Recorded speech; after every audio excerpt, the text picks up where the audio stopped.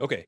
Yeah, I'll start it off here. So we're going to be talking about financial reporting in the DeFi space. This really applies to all digital assets. So kind of wrapping your head around the financial report so that you can do your job without really having to understand the underlying technology because it changes so rapidly. So today we've got myself. I'm one of the co-founders of Node40, sort of representing the technical side of things. We've got Norm, who's our head of tax and accounting. So Norm can represent what he sees, boots on the ground, as well as sort of legal questions we've had coming at us. Not really providing guidance, but having experience with what those questions are. And then we've got Gary Cardone in here, who is our board chairman. And I thought it would be a good opportunity for Gary to talk a little bit about what he has seen in the space, because one of the things we've seen, like Norm and I have been in this space for a long time, and one of the things that we have seen is the space just continues to grow, and it grows really rapidly. One of the things Gary's been talking about in various like Twitter spaces and podcasts is we've really underestimated the size of the space as it is now and where it's going. So this is going to be much bigger than I think any of us anticipate. Part of that is because we don't know what's coming next. So I thought we'd start that off. Gary, maybe you could talk to the folks about why it's so important for them to be getting into this now, and what do you think is coming? Yeah, thanks, Perry, and Brandon, to you and Taylor. Appreciate you guys doing this. I think it's a good use of bringing intellectual capital together and sharing ideas. Look, I mean, I think my view is we are going to digitize finance. Tokenization is going to become very, very important, and the picks and shovels piece of the Node40 business, being able to account for, track, trace, value all these digital transactions, it just simply is not going to come from the old legacy world. It has to be built new to meet the needs of this, what I think is going to be a micro transaction market, because we're going to be leasing things and using things much differently instead of owning. I think that's going to bring great efficiency to the market, but we're going to need the tools, and Node40 and other software solutions are going to bring those tools. So I'm very excited. I think this is a multi-trillion dollar industry that's growing very rapidly. It's probably growing more quickly than the infrastructure can keep up with it. So I'm very excited about what Node40 is doing. We spent the last 3 years building for this institutional demand side that we're seeing today. We think that the tools necessary to do it at institutional level require a lot of sophistication. So that's why we spent probably the last 3 years just working on the technology more so. So that's kind of my general perspective. The legacy world, the legacy world uses accounting tools, 43,000 different firms or employed generate revenue from the old legacy accounting forensics world.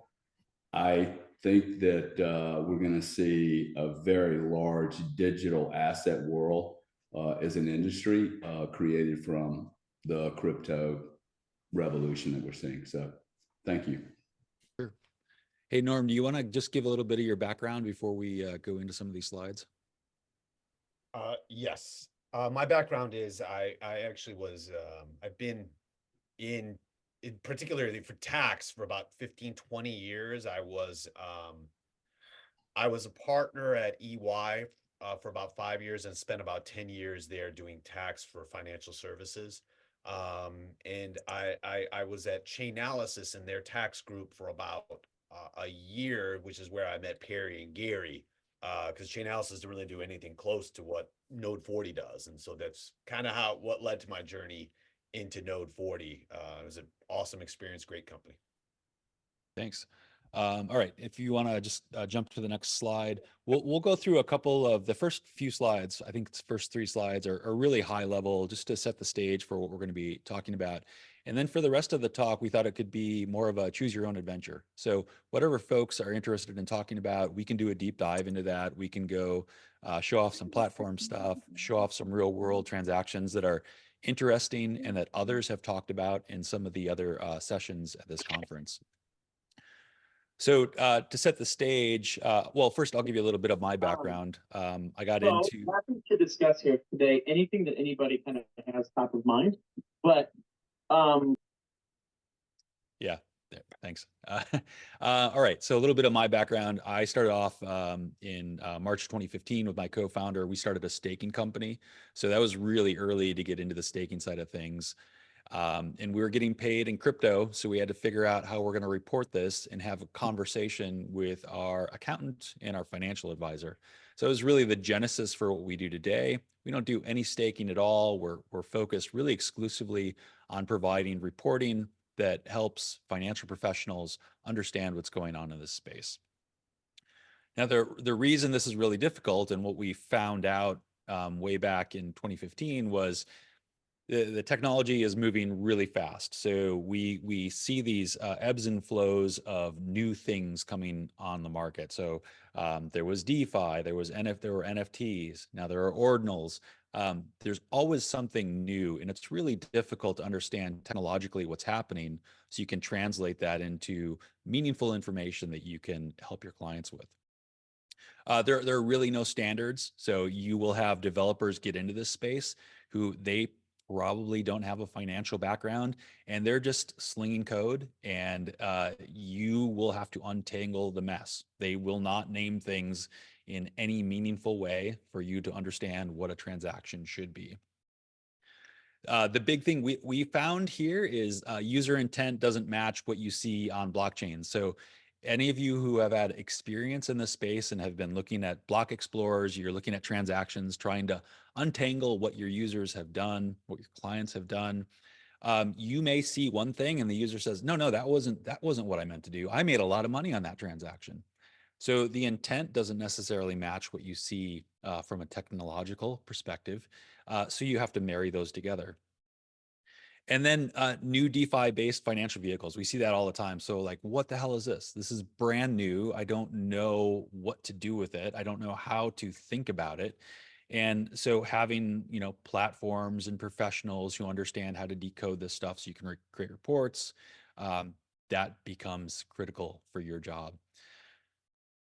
Volume is another big thing that makes this difficult. So we've seen portfolios that have hundreds of dollars in them that have thousands of transactions. So at what point does it make sense for you to spend the money for a professional to provide guidance when you've been playing around in who knows what? And then, of course, the fact that these are fractional assets. So you can dispose of a tiny little piece of the digital asset that you have. Norm, next slide. Yep. Okay, so when you're helping clients who are working in this space, there's a sort of a minimal requirement that you capture information.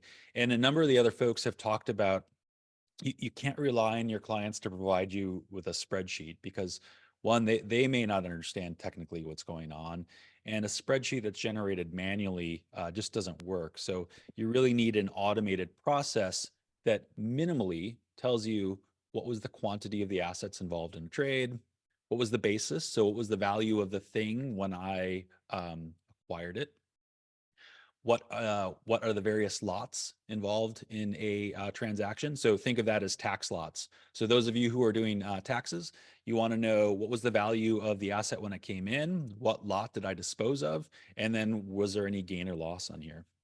And then the carried basis, because what we see all the time is these assets are moving around from source to source or account to account. How do you track that carried basis?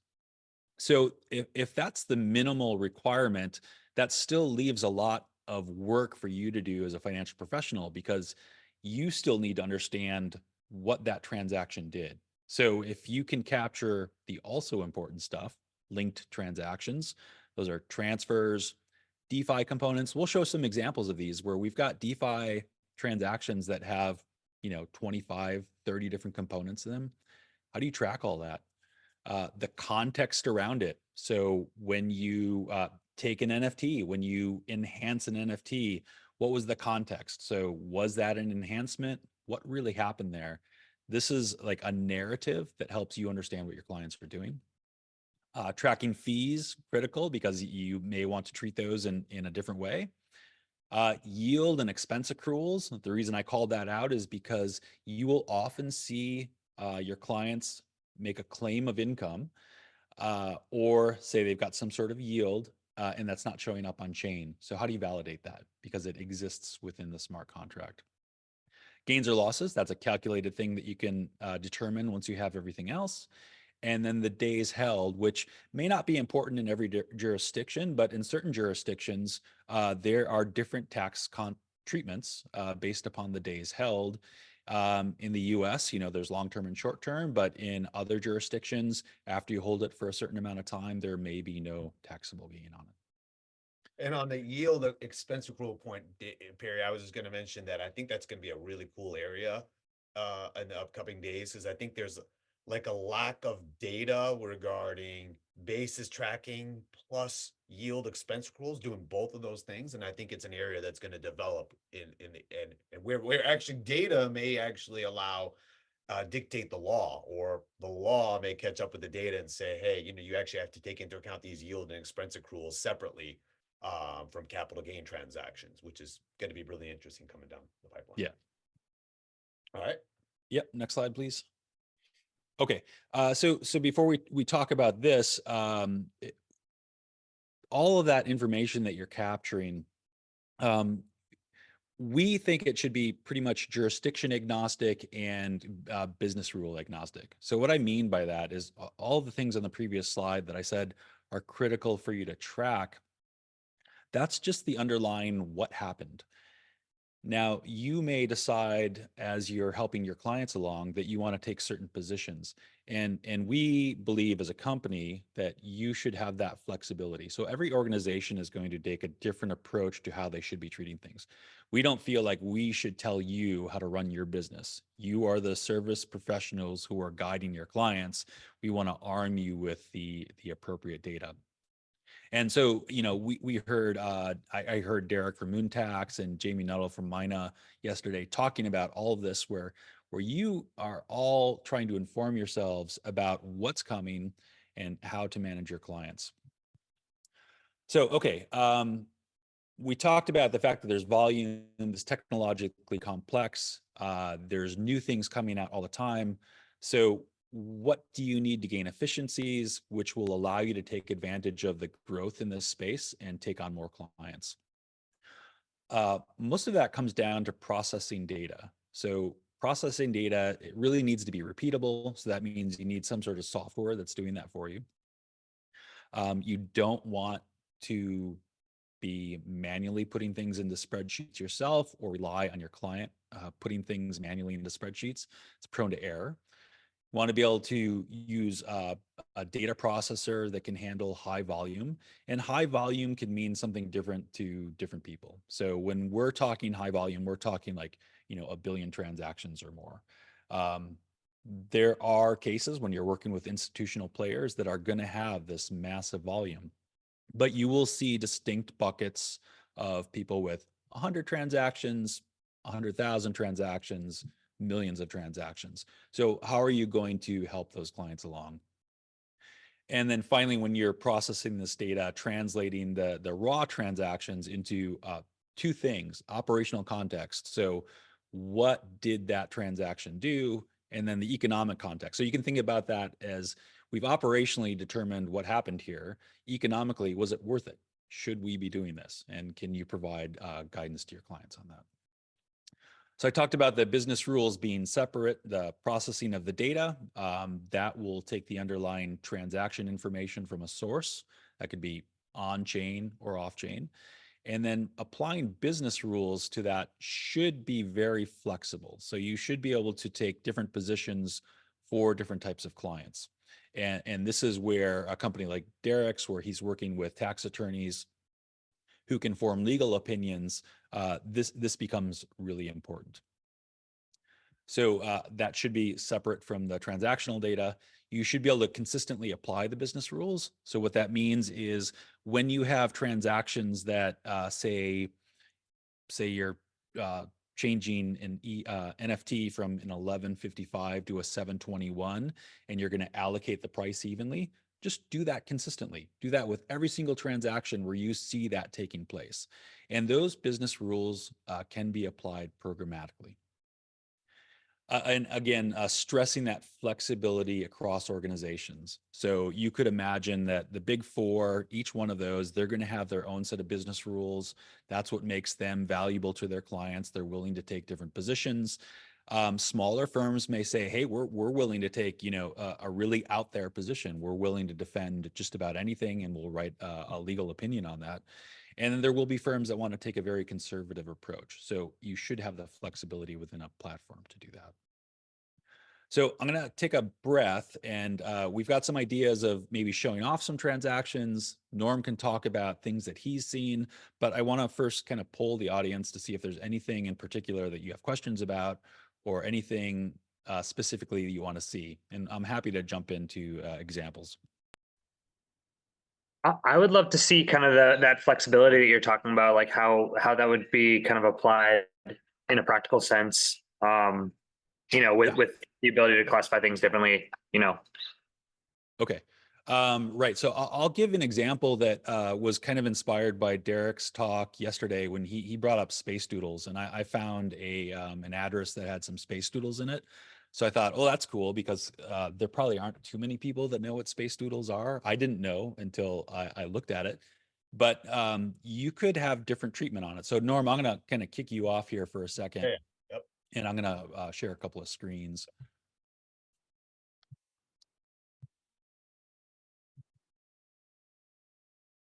Okay, so this is our user interface. You should all see that. And let me just do some high level here. So you will connect to sources. You'll see any of the platforms that are ingesting data allow you to connect to sources. That could be through uploads from a source, API keys, wallet addresses. This happens to be, I think, a single wallet address that's an ETH address. You can see there's some heavy NFT work in here. And I was specifically interested in, like, how do you bring efficiency to a company that wants to understand what's going on? So what we did was we set some default business rules. So NODE40 itself has default business rules. They're very conservative, but we allow our clients to take different positions on how things should be treated. Now, the problem that folks run into is this isn't a massive portfolio. For 1 year, there was 8,000 records. That's not huge, but you can't run through all those 8,000 records and understand what's going on. So the first thing we do is we will show you all the transactions from the various sources in chronological order, and you'll see at a glance that we're grouping components of transactions. They're balancing out, so you have comfort level that, oh, the math is right. And that's all this is here, right? This is all just math. You can apply different business rules that give you a different outcome, but all the math should reconcile. And that's very important to us, and any of these platforms out here is you need to be able to prove the math is right. So for efficiencies, we have lots of different filters here that allow us to determine what we're going to look at. In this case, we're going to be looking at some NFTs. So back to the moon tax example with space doodles. I think what I did was I tagged something for this demo. Yeah, so we'll just pull it right up. So we're going to look at one transaction. So what I'm going to do is I'm just going to grab the hash. We're going to plug it into our platform here just so we can focus on a single transaction. And so now we see we've got a single transaction that has a lot of component parts. There was a fee paid to interact with space doodles, and space doodles, which Derek had talked about at a real high level, is you can take an NFT, you can enhance it. Now we can apply many different business rules to that. So we can see 4 NFTs went out, 4 NFTs came back in. They're the same NFTs. The same NFT went out as came back in. This little character was just put into a spaceship. That's all this does. The question is, from a business perspective, would you say that the value of that NFT, because we know the value of the NFT, we know what the value is when we received it, should the business rule say that we just carry that basis to the enhanced NFT? Or should we say that that enhanced NFT now has a greater or lesser value and we should override that? This is all stuff that can be done programmatically, but you need to know what those rules are. So in order for us to make it efficient for our users, they would go back and say, let's take a look at all NFTs. Let's say we're going to look at the ones that are received at 0. And then were there any that fell outside the business rules that we had in place? So we went down from 8,000 transactions to 15. So now we've gained this massive efficiency. Every other transaction within this portfolio fell within the business rules that makes that organization feel comfortable. The rest of these are something that we should look at. They could have a collaboration with us and say, this is the business rule. We want to apply these type of transactions going forward for either this particular client or for all of our clients. Okay, so that's sort of the flexibility that I was talking about. And Norm, you probably have some other examples of that as well, right? Yeah, well, I mean, the one example I point to is usually even wrapping. Some firms would say wrapping, let's say ETH or BTC is taxable. There have been some that have come into us and said, hey, we want to treat that as taxable, versus a lot of them that don't treat wrapping as taxable. So that is a good example of like where, depending on your opinion, like Derek was talking about yesterday, depending on your opinion, you may be able to then apply like a business rule to the platform and treat all or certain types of wrapping transactions as taxable and vice versa. And everyone here knows like it has a big impact from the standpoint of triggering gain or loss, but also tracking a new holding period, tracking the cost basis on that transaction if it was taxable, and taking into account your new cost basis and the wrapped ETH or whatever it might be. Yeah. And the whole reason we've built our platform the way we've built it is, if any of you saw Jamie Nuttall talk yesterday from Mina, he was talking about, I mean, he was an early adopter. He understood that there was going to be a lot of business in this space. So he became really a technician to support his clients. And he had to understand the lingo by looking at the underlying technology. What we do is we abstract that technology away so you can determine what kind of clients you want to work with. Do you want to work with like the most difficult clients in the space because they're the ones who will pay the largest bill? Yeah, this platform can help you do that because we're abstracting away the technology and you're just getting down to the point of understanding what a transaction is and providing guidance. Alternatively, you could be the type of firm that says, I just want to onboard 10,000 clients and I just don't care how difficult or easy they are going to be. So we built the platform to be able to support all these different types of organizations who have either very broad focus or very narrow focus. And we've seen that. We've seen organizations that really only deal with NFT players and organizations that are like, we'll just take on everybody. Okay. Any other questions? I would say just speak up if you have them. Otherwise, I'll continue through to show some other stuff. More of a comment I have. We've seen many of these platforms, and I think you guys are, obviously in the space for a reason.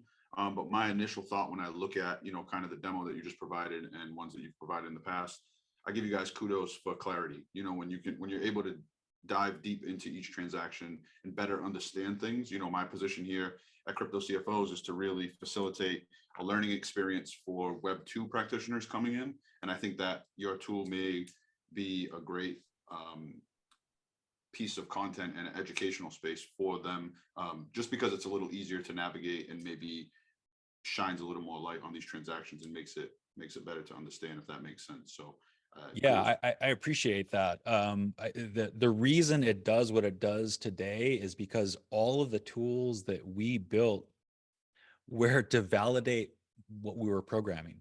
So you can program stuff. That's a lot of math and computer science, but in order for it to be meaningful, you need to be able to generate reports out of it. And so we would generate reports internally so we could validate that what we were doing behind the scenes made sense to us and to our users. Turns out that all those reports that we ended up generating to validate our own work were really valuable. So I'm going to pull up some other examples, which I think are kind of fun.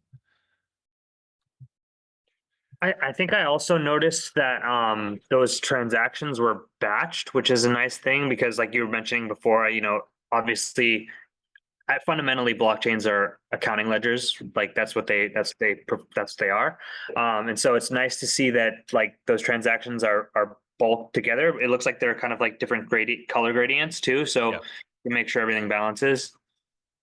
Okay. Yeah, that's exactly right. So we've got lots of different views. The timeline is just about where everybody lives, but we will also show like every single ledger from various sources.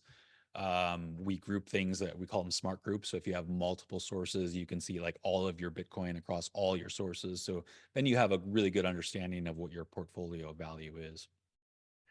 I wanted to show off a couple of interesting things because I made mention early on about sometimes you will look at a block explorer and the transaction in the block explorer doesn't match what your client says they did. And so that can be really confusing and you could end up spinning your wheels trying to help him out. So a good example of that is something called the Maker protocol. And I happen to have an example here. There are lots of lending and borrowing protocols that can be difficult to understand. So we're going to drill in, just look at Maker transactions I can't remember if it was Taylor or Brandon who was mentioning it. You can see we're grouping. These are 3 different transactions with different component parts. We can drill into them and we're just going to grab one of them. So we'll grab this top one. So again, we're just looking at a single transaction. This single transaction has 3 components. And this, I love this example because this is pointing to 2 things I mentioned early on. One is developers don't really care how difficult they're making your job often. So we've got a example here of Maker allowing you to do 2 very different things with one operation. You can post collateral or you can borrow against that collateral. Well, which one did you do?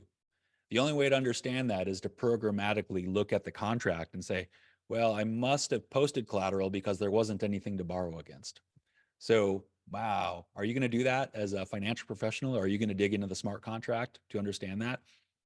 Especially when somebody may have hundreds, thousands of transactions like this, and you need them to be consistent for treatment.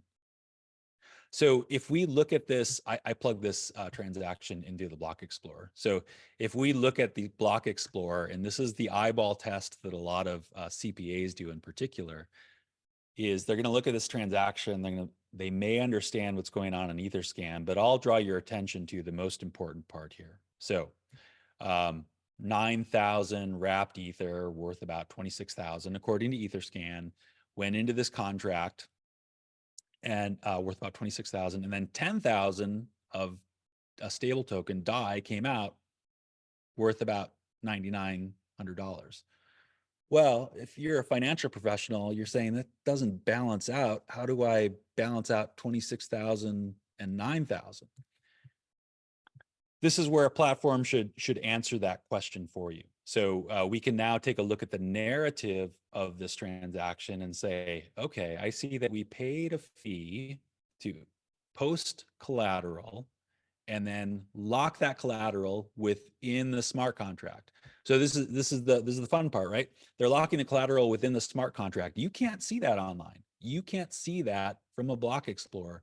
So where's this value being hidden? It's being hidden within the logic of the smart contract.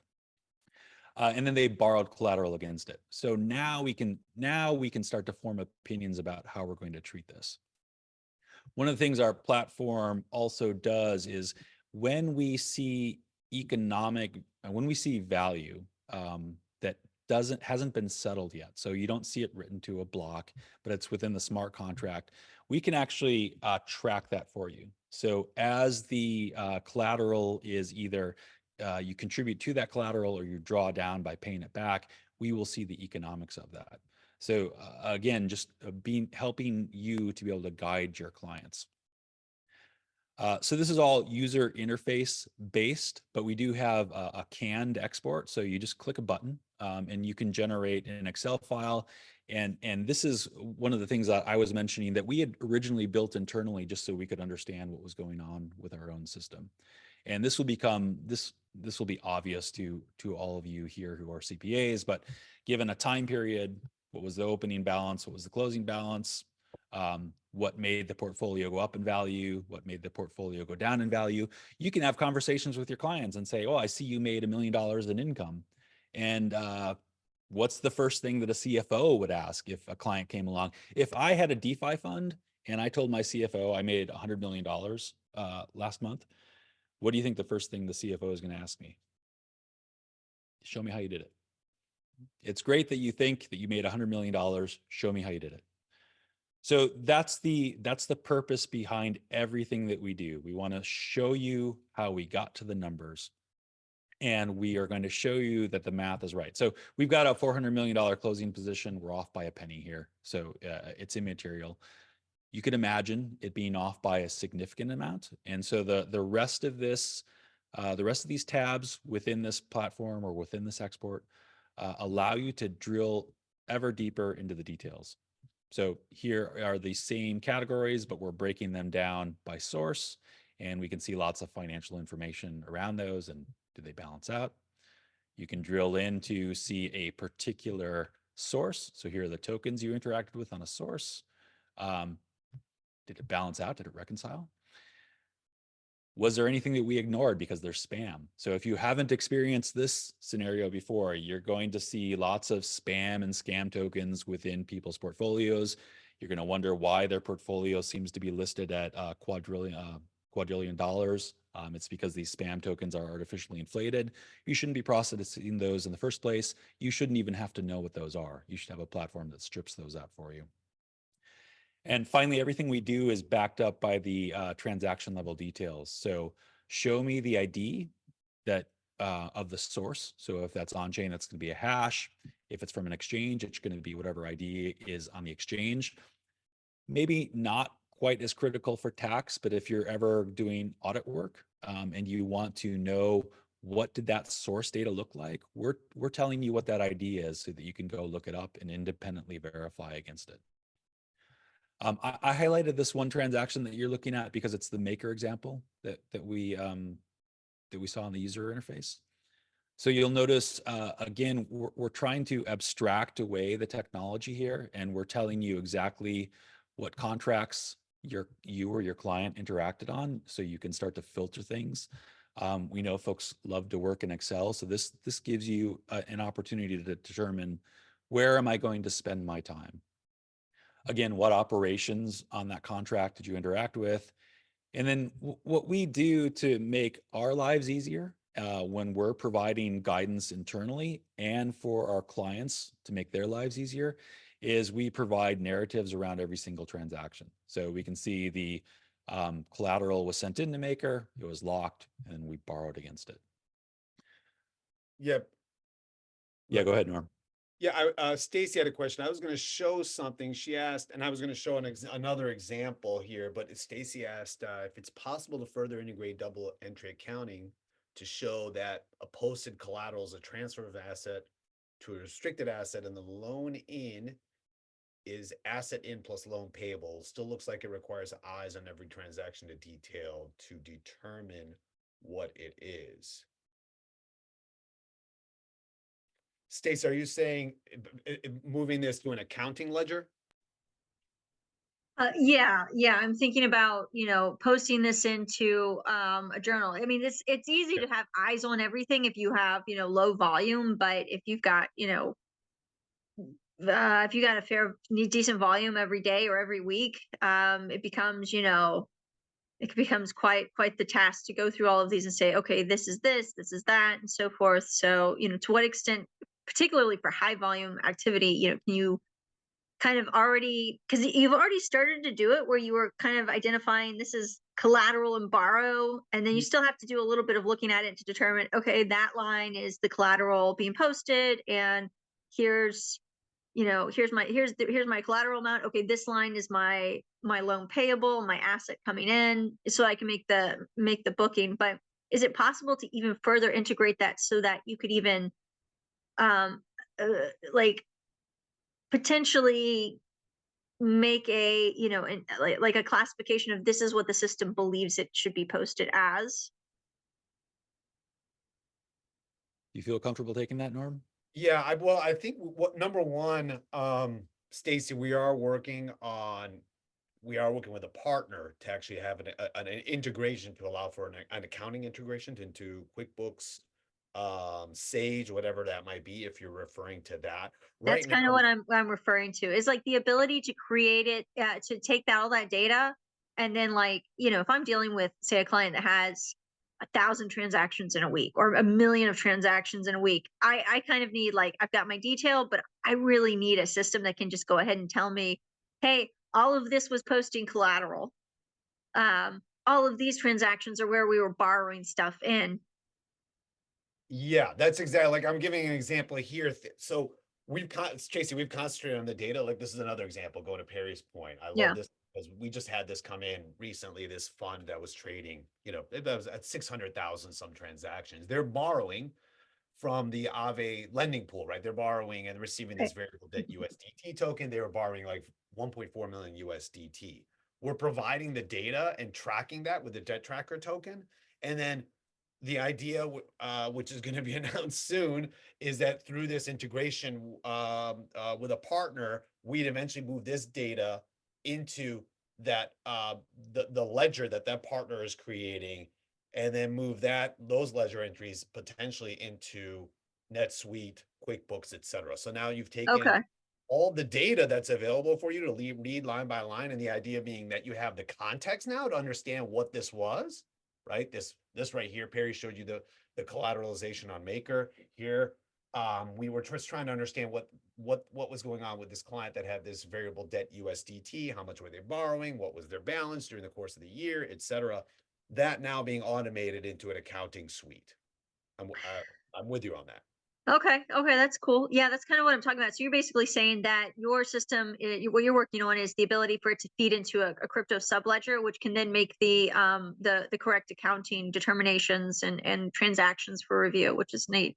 I have one other question. Have you built anything for, let's say that I have a client that it wants to be fully offline. They have a lot of proprietary trading programs. And let's just say we're dealing with thousands of wallets, millions of transactions, and they don't want any of their wallets to touch third-party services. So right now, we do a lot of manual reconciliation to book the entries. Have you all built anything that's offline or that could operate offline like that, where you could say, take wallet data that's downloaded from another platform, feed it into your system, and kind of get it parsed out into here's your entries? That might be like asking for magic to happen. I don't know. Yeah, I'm not sure. So technologists are in the, like, we're modern day magicians. This is what we like to hear. Yeah. So when you're saying you export from a wallet, are you saying you're exporting transactions, or would the client be comfortable exporting, say, the public keys that they have used? No, they are not going to hand over any of their keys. They'll export the data, and then we have to manually reconcile it to determine what goes into the accounting system. So I would love to talk to you more about this, because I think there's a way to do it. Without seeing the data, I'm not sure. I don't want to lead you astray, but there's always a solution. So yeah, if you can reach out to me afterwards, I'd love to talk about how we could do that. I mean, we're working through how to shorten the process by, like, building it into an Excel template, but it's still tedious. Still a very tedious process. Yeah, and Norm was doing his best not to leak a press release that is due out imminently for us, but it is in relation to us being able to get this data from our platform, which is like really is a real rich concentration on getting the math right.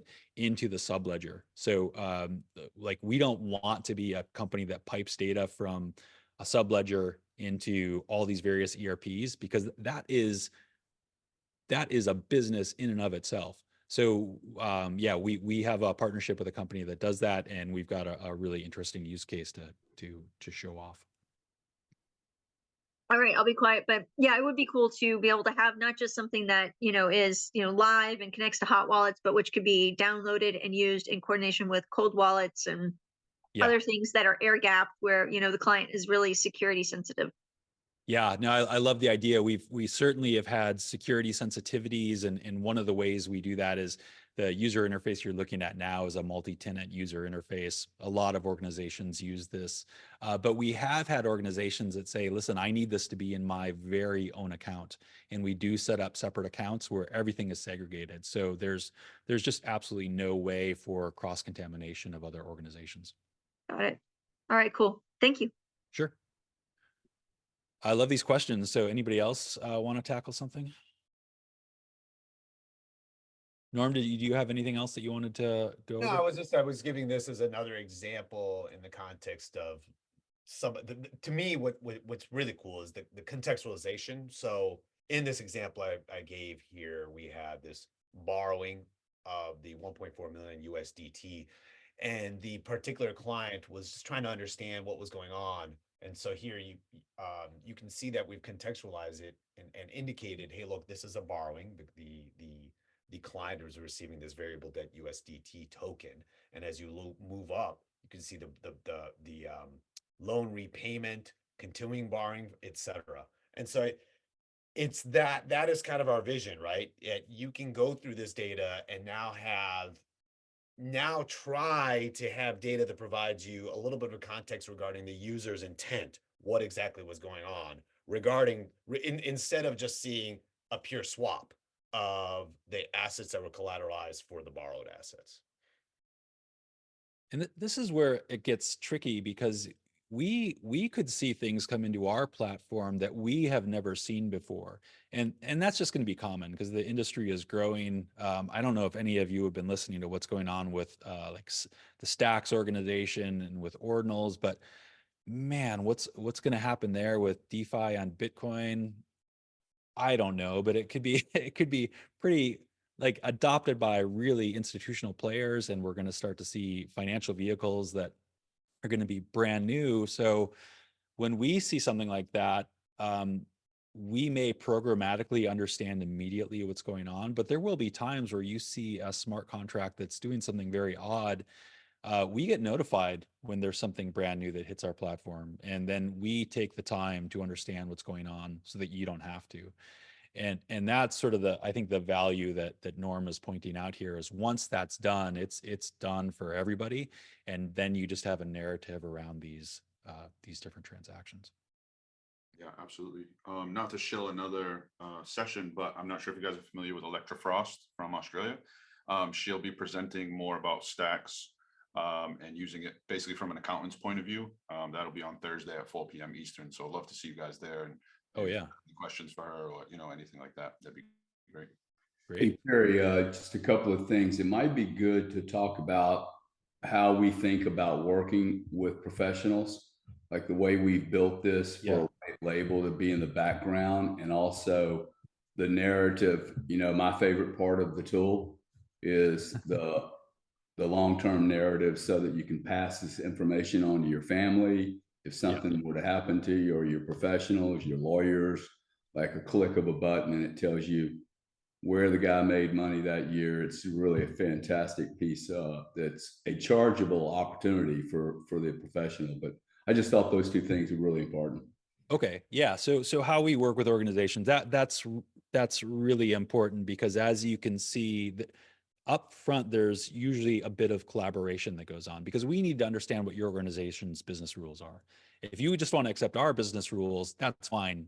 We can onboard you within a matter of minutes, and you could start loading profiles. I can't tell you how many times we onboard an organization and then they've just loaded up profiles and we never hear from them again. That's great. But you can rely on folks like Norm, and he's got a full team of analysts who intimately know how this stuff works, and they can help translate what it is and then come up with business rules that will just get applied throughout your entire organization. And then you can tout that like publicly. Hey, my organization has a set of rules. This is the way we think crypto should be treated. Again, we're not going to tell you how to do. We're not in the business of telling you how to run your business. We're in the business of making it easy for you to make determinations. Oh, Gary, what was the other thing you asked about? You're muted, Oh, Gary. Yeah, talking about the white label a bit, reducing friction. Oh, and yeah. They get to write their own rules. They change their own rules. Right. Okay. Narrative piece. Yeah. So the narrative and the white label. So I touched on the white label a bit with Stacy, where we can run your own account in its own instance. That could be labeled to your company's branding. Nobody would even know that you're using NODE40. I've run into people who have used us and they didn't even know it.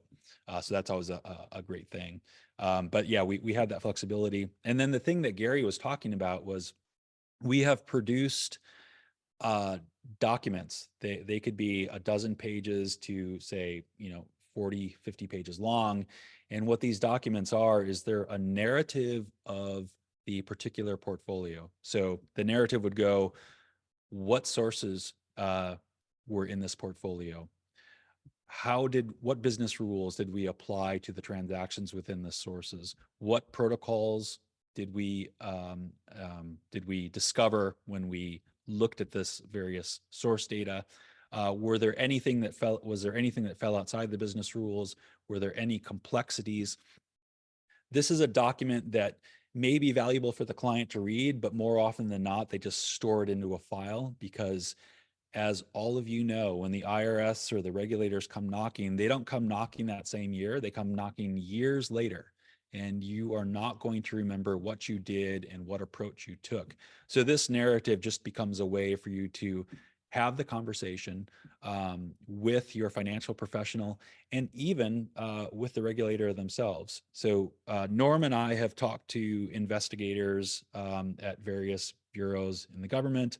And one of the things they've talked about is, listen, consistency is really important.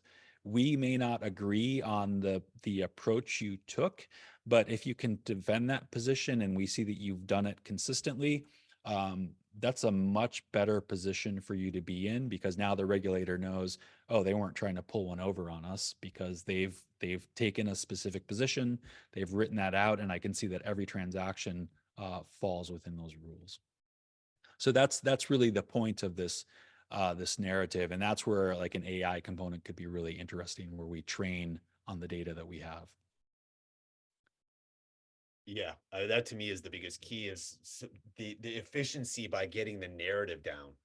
And that's where I mean, and Perry mentioned like the stuff I see coming in, like it, is another, just quick example. Like I'm just throwing stuff out and kind of off the cuff here, but it's finding a way for the professional to basically filter through massive amounts of data and get to their answer quickly, which we think is going to be the key in this industry, right? There's people always say a blockchain, there's a public accounting ledger and it's theoretically there, but it's not as easy as people think. And so like I know, like, this was a good example, like a real life example, going to Gary's point, that this client was just trying to do an audit. They were actually auditing this fund, and the fund said, hey, totally different context than Compound. They were on they were than Aave, they were on Compound, and the fund was saying, I own this much ETH. That's all I'm going to tell you. I own this much ETH on XYZ date. And the client was an auditor, which is, I know not the common use case here, but they were actually auditing and they needed to find out, like, where is this ETH exactly? What's the balance? Where do they put it? The ETH was sent here to Compound as collateral. So they had that context that the client was on Compound.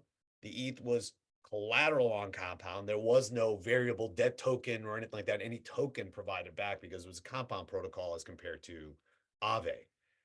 And effectively just this context help the client sift through the data and really get to the answer quickly and efficiently, and allow them to be competitive with other providers in this space who are doing these particular fund audits in this example. Yeah, another thing we've seen is like we're all here because we're really interested in DeFi, we're really interested in blockchain, but we're also seeing clients from really big firms. And these big firms have clients who have gotten into the space and their portfolio value isn't much. So, let's say you've got an ultra high net worth person, but they've only got $500,000 in DeFi. Well, that's still significant money, but a large firm could end up spending hundreds of hours trying to understand what this tiny little portfolio value is because they want to maintain that client.